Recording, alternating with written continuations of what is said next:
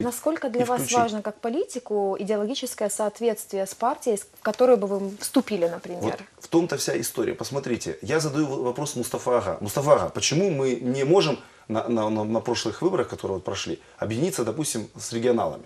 Он мне говорит, ты понимаешь, регионалы, они в союзе с коммунистами. И понимаете, вот такая, знаете, трактовка, поэтому мы не можем быть с ними. Я смеюсь.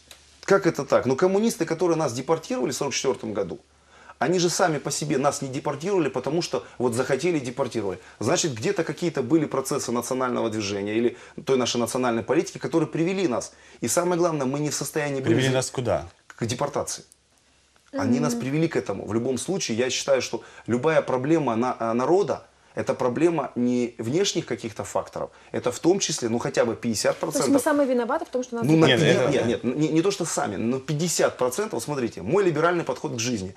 Возникает проблема, любая, где я имею какое-то отношение. Сразу 50% ответственности беру на себя, потому что я причастен к этому процессу. Поэтому я говорю, что я не могу сказать, что Али или Вели виноват, потому что Подождите, он это а делал. вот если Холокост, то 50% евреев должны взять на себя, если Конечно, 15-й конечно. год в Турции, армяне должны 50% Тоже. брать А на потому себя. что они Депортация 50% берем на себя. Ну, поймите одно, это подход либеральной концепции. Но я не говорю о том, что мы этим самым самоотстраняемся от наших идей. Я наоборот говорю, это проблема.